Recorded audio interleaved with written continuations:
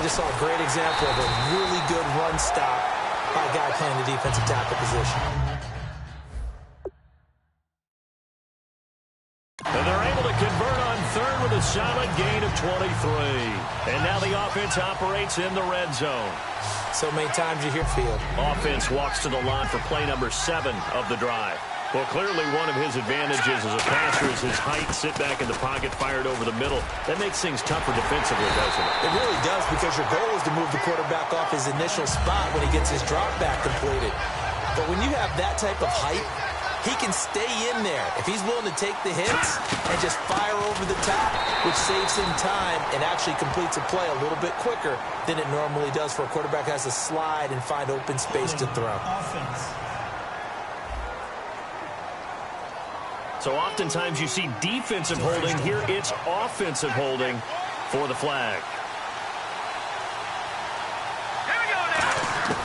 From the gun, it's Wentz. This will be caught at about the 6.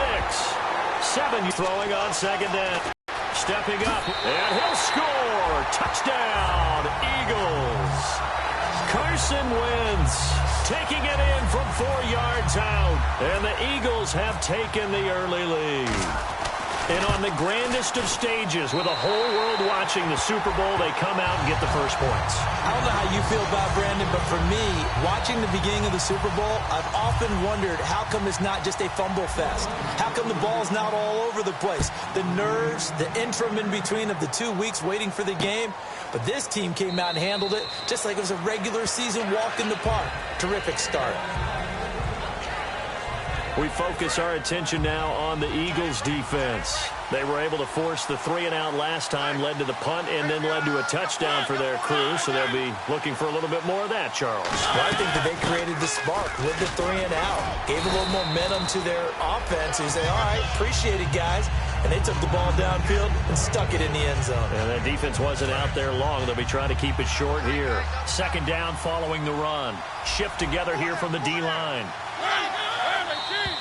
And now whistles and a flag, and I think we got a jump here. Neutral zone infraction, defense.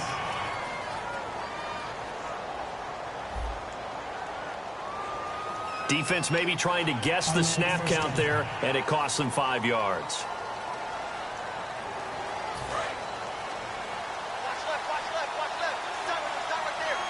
Murray the lone setback. And he'll get it up the middle. And unable to get downhill there as he'll take this up to about the 37. Credit him with a 1-yard gain there to make it 2nd and 9. And the defense now for the Eagles. Malcolm Jenkins entered the NFL as a cornerback and has transitioned to safety, but still retains his good coverage skills.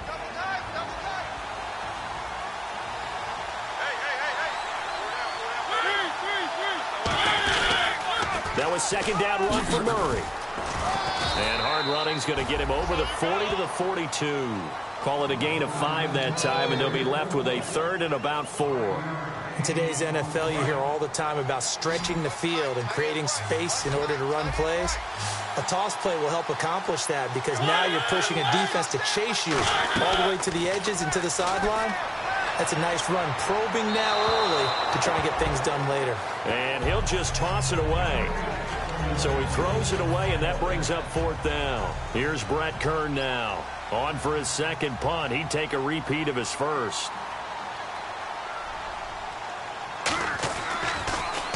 He gets this one away, and boy, it's another boomer. And that'll hit at the 5 and go into the end zone for a touchback.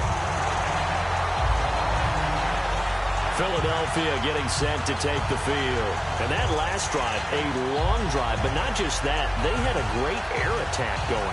Do they stick with that? I would think that they would, because if they were confident enough to do it on the last drive, starting backed up in their own territory, why would you change anything? They've got to be confident about what they're presenting and continue to do so. Yeah, because the secondary, they really look clueless. And that was amazing, because that drive went and went, no adjustments, and no big plays by the defense to knock the ball away. Second down now after the pass completion. I know many people like to throw to the tight end, maybe in a little flexed out position because he creates mismatches with his size. The slot receivers do the same thing with their quickness, their speed, and their route running savvy. So many teams want to throw the ball in this situation nowadays, but I love watching a team that has enough confidence to go ahead and run the football. In that situation, that's almost a tendency breaker.